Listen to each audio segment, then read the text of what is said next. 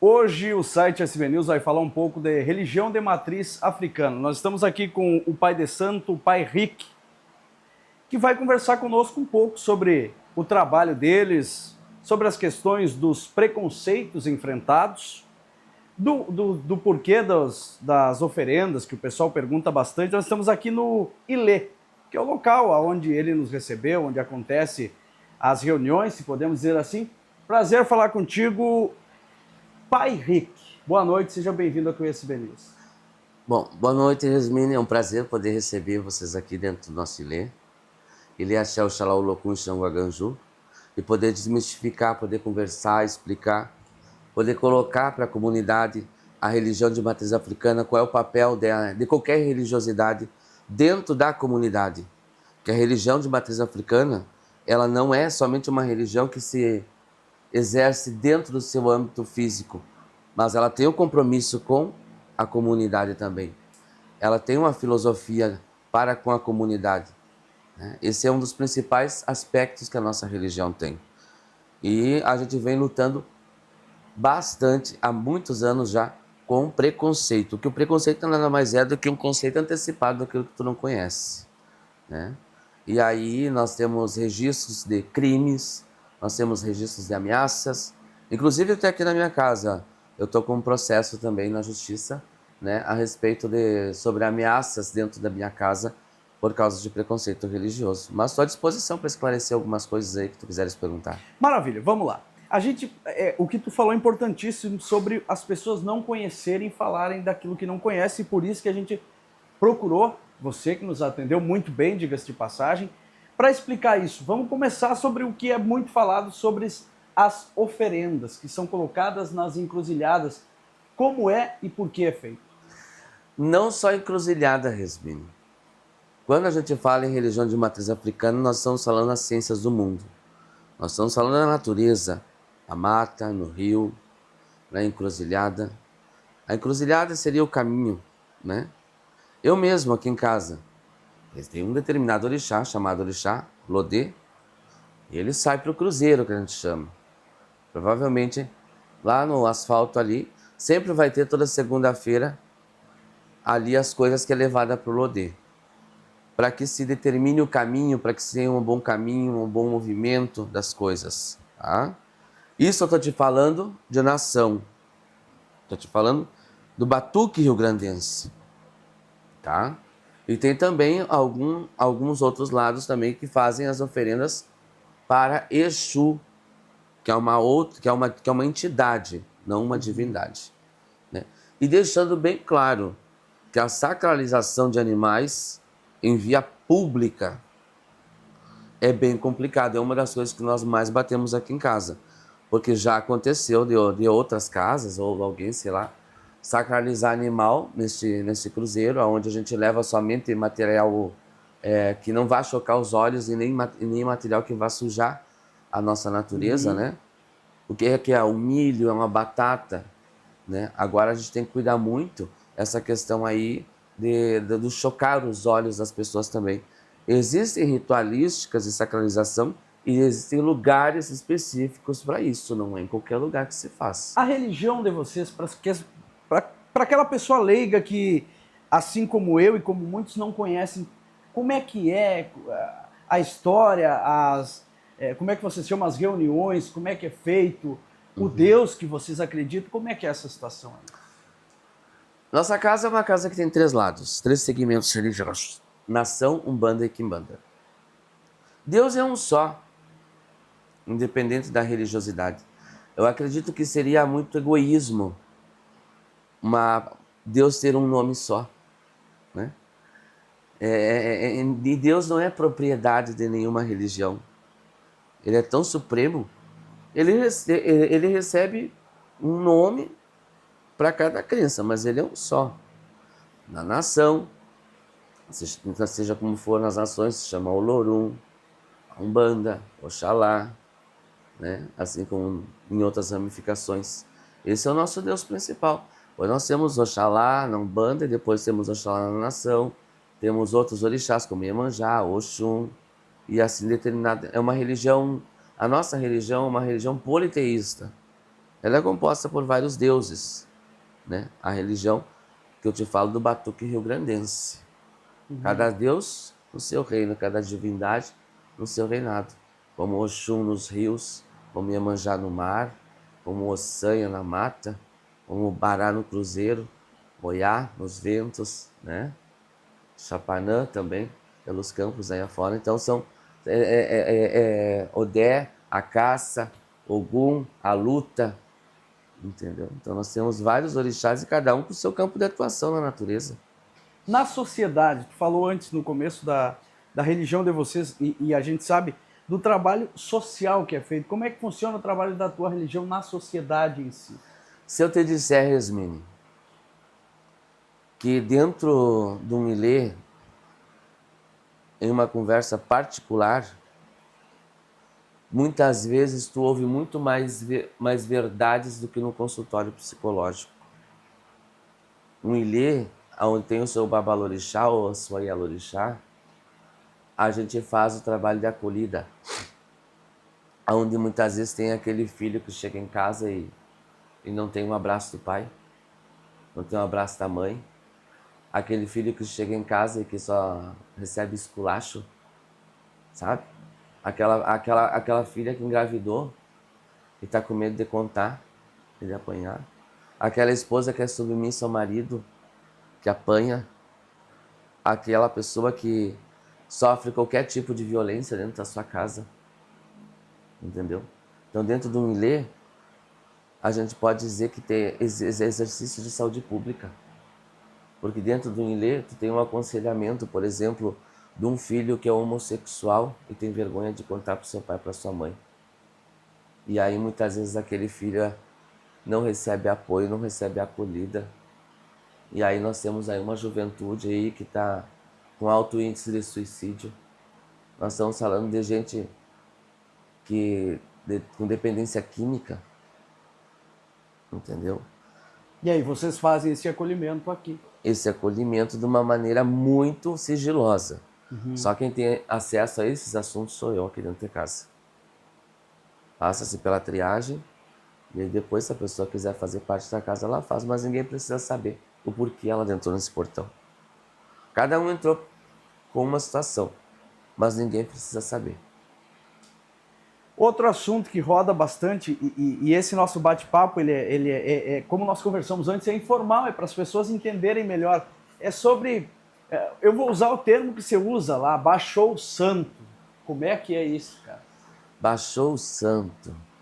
Dentro da Umbanda, dentro da nação de matriz africana, por exemplo, nós não falamos baixou o santo. Nós temos as pessoas que não são todos, aqueles que são cavalos de santo, né? E esses que são tomados pelos seus orixás, a gente não conta para as pessoas. Ao eles retornarem do transe, o próprio orixá deixa como se eles não tivessem sido ocupados. Ou seja, acontece com a pessoa, mas ela não percebe. E pós isso ela não vai saber o que aconteceu. Isso, mas eu só estou te falando de nação. Agora, se eu te falar de Umbanda, aí eu estou falando de incorporação. Isso, é esse o termo, incorporação. É isso, mas nação nós falamos ocupação. E aí dentro da Umbanda nós falamos a incorporação. A incorporação é a conexão do seu espírito, né, junto com a entidade que está ali. E não é que a entidade entre dentro do teu corpo e se manifeste, porque dois corpos não ocupam o mesmo espaço. A física já explica isso. Mas sim, através do teu perispírito, atrás de ti ali, o teu mentor espiritual, ele vai se comunicar utilizando a tua voz, as tuas mãos, né? Para que tu possa exercer ali o teu passe, a oração, e ele possa te utilizar como instrumento, entendeu? Aí é como se a pessoa entrasse em transe. É o momento da... Não sei se já aconteceu com alguém, contigo. É aquele momento onde parece que tu reza tanto, tu tá com tanta fé, rezando, que chega um período assim, parece de euforia, de tanta alegria que tu tem dentro de ti, e daqui a pouco aquilo acontece de uma maneira tão espontânea. Isso é uma incorporação. Não é o que o pessoal fala por aí, que vai entrar algo dentro de ti, Não. vai sair por aí Não, com outra pessoa te dominando. Não, tem nada a ver isso com aí é uma obsessão. É diferente, isso aí é um espírito obsessor. Não tem nada a ver com Não a tem incorporação. nada com a incorporação. Qual o maior preconceito que vocês enfrentam? Dentro da religiosidade? É, Maior preconceito que eu posso te falar dentro da religiosidade é o próprio nome Pai de Santo. Pai de Santo é um preconceito. Não chega a ser um preconceito, mas eu vou te dar um exemplo.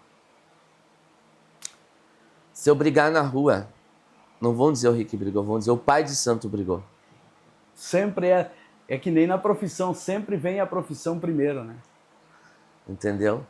Então, por exemplo, se eu, por exemplo, estiver num lugar e me envolver numa confusão, olha, o Rick não se envolveu numa confusão, ou o Pai de Santo se envolveu. E aí gera o preconceito. E aí já começa por aí, né? Então, antes de ser pai de santo, eu me chamo Ricardo Soares Weber, CPF 020 875 460 10. E aí o pessoal vai usar a religião. Entendeu? Então é assim que funciona. Então esse é o maior preconceito que nós temos, tá? Então daí tu já dá início para uma fagulha, entendeu? Que associa o Babalorixá ou o Pai de Santo a qualquer desabono que aconteça por aí. E depois o segundo preconceito que a gente sofre também é acreditar na palavra o tal do feitiço. O que Eu é já ia te feitiço? perguntar isso daí. Que vem o lance do feitiço, e tu já tocou no assunto. Porque as pessoas também, parece estranha a palavra, o Rick é feiticeiro. Vamos supor que aconteça isso. O que é isso? Entrando na questão do preconceito que O tu que é falava. o feitiço? O feitiço é um mistério. O feitiço é tudo aquilo que nós não conseguimos decodificar. Exemplo.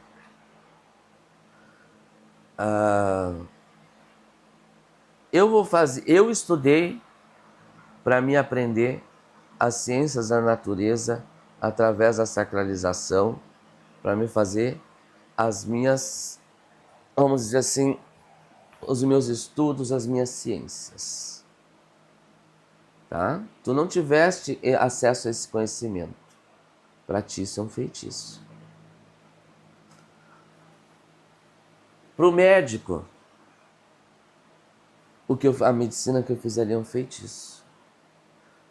Para mim, a ciência que o médico me colocar ali e eu não conseguir decodificar é um feitiço.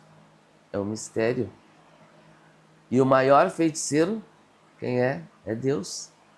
Porque Ele criou o mundo e nós temos coisas no mundo que nós não conseguimos decodificar.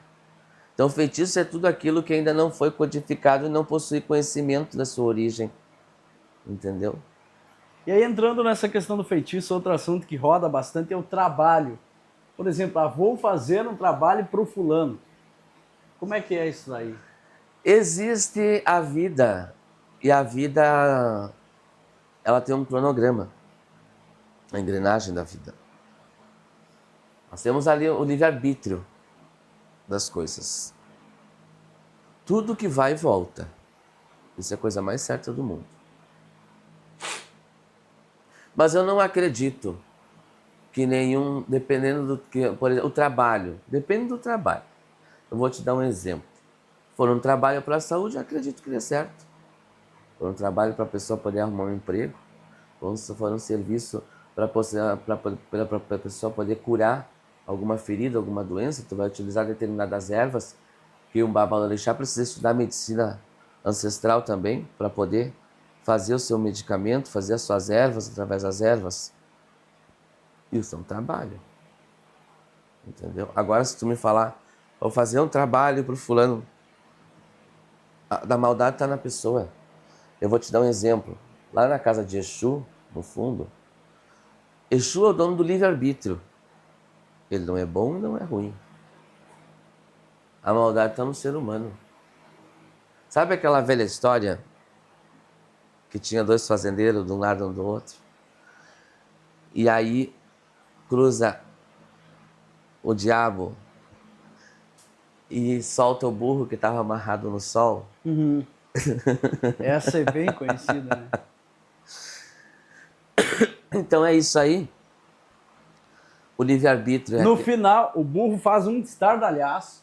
as pessoas se matam. É lavoura queimada, é gente se matando, e no final o cara pergunta pro diabo, né?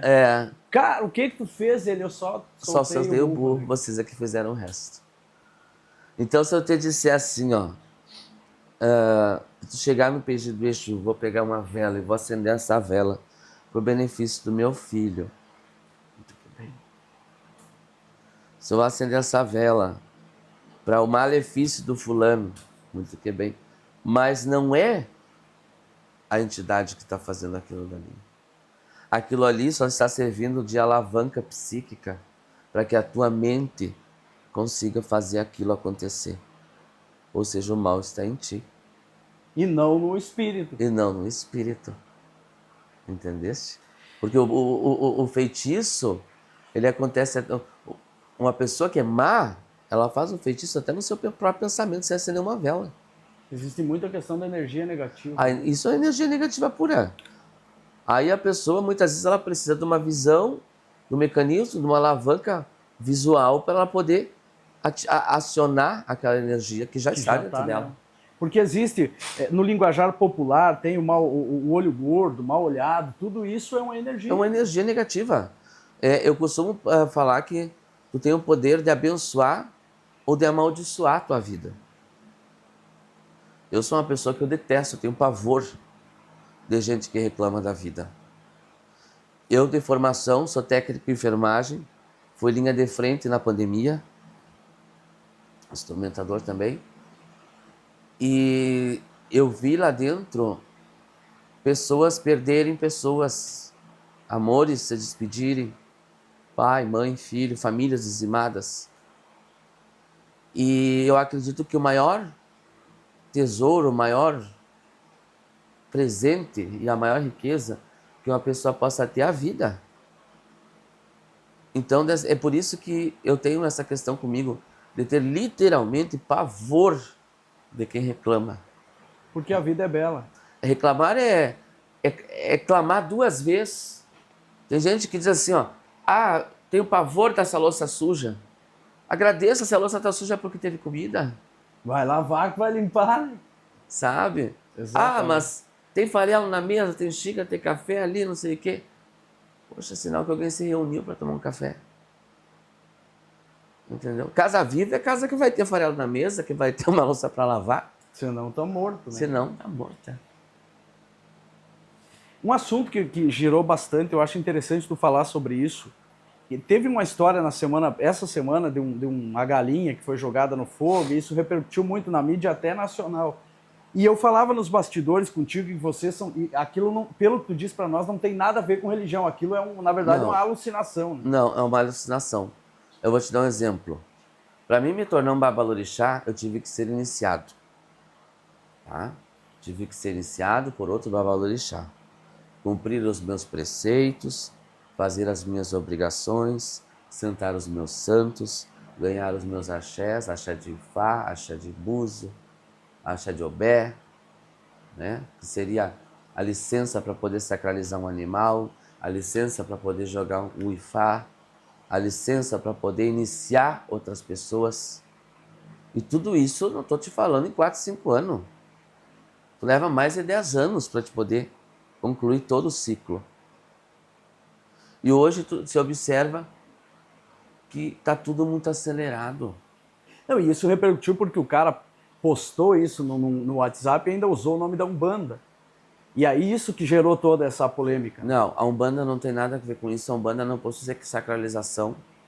A Umbanda lida somente com ervas. A Umbanda lida com oração. A Umbanda não tem nada a ver. Qualquer tipo de situação que envolva qualquer sacralização ou qualquer maltrato com o animal não tem nada a ver com a Umbanda. Maltrato de animais também não tem nada a ver com qualquer tipo de religiosidade. É importante esclarecer isso, porque as pessoas acabam falando horrores ali. Delírio. É um delírio sem saber do que é. Isso é o resultado de uma pessoa que não teve alguém que o instruísse. Entende? Ó, para te ter uma ideia, o cara colocou que ele é da Umbanda e Quimbanda. O sacerdote, ele colocou lá no grupo do WhatsApp esse cara.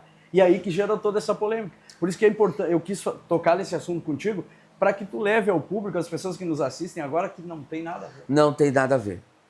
Eu, Pai Rick, afirmo que esse tipo de situação não tem nada a ver com Umbanda e Quimbanda. Não tem nada a ver mesmo. É a mesma coisa, eu vou te dar um exemplo, tá? Eu não sou maçom, por exemplo, não pertenço à Irmandade da Maçonaria. Mas daqui a pouco eu venho aqui, boto dentro do meu ilê, começo a colocar símbolos maçônicos, vamos dizer assim, aqui dentro. Daqui a pouco eu coloco o esquadro, daqui a pouco eu coloco ali o martelo e alguns outros símbolos ali, e começo a fazer uma misturança. E digo, olha, eu vou sacralizar esse animal porque eu sou membro de uma maçonaria, seja escocesa, seja irlandesa. Da loja X. Da loja X. Uma pessoa que pertence, né, a alguma loja de fundamento vai reconhecer aquilo dali e vai dizer, não, isso não faz parte da nossa fundamentação. É o que hoje eu venho dizer, que esse tipo de situação não faz parte nem da minha, nem nenhuma outra casa fundamentada. Tá bem? Não existe, não é isso que é nos ensinado, não é isso que aprendemos e não é isso que ensinamos. Muito bem, eu quero te agradecer por nos receber, a gente vai voltar a conversar mais vezes, porque é um assunto que rende muito. Deixar o espaço do site sempre à tua disposição, do site bem, obrigado mesmo. E deixar o espaço para que tu diga o que tu quiser para a nossa audiência que acompanha agora. Tá certo, tá certo. Bom, pessoal, quero agradecer ao SB News pela oportunidade de poder estar elucidando, esclarecendo, né? Porque eu sempre falo que as trevas é a falta do conhecimento, né? E a luz é o conhecimento. E a religiosidade, independente da que for, ela deve, em primeiro lugar, respeitar o outro. Qualquer religião que cerceie, discrimine e incite algum tipo de preconceito não é uma religião. Então a religião, ela une, ela ampara. Isso é religiosidade de verdade, né? E agradecer e pedir que Deus, Oxalá, Olorum, né? Jesus Cristo, Buda, seja como for, como cada religião fala, nos abençoe e sempre nos dê a certeza de um amanhã melhor. Muito obrigado, pessoal. Muito bem, tá aí, conversamos com o Pai Rick, trazendo informações importantíssimas, um bate-papo descontraído, informal, uma conversa para esclarecer algumas informações, agradecer a sua audiência e voltaremos a falar sobre esse assunto que tem muita coisa para conversar. Grande abraço.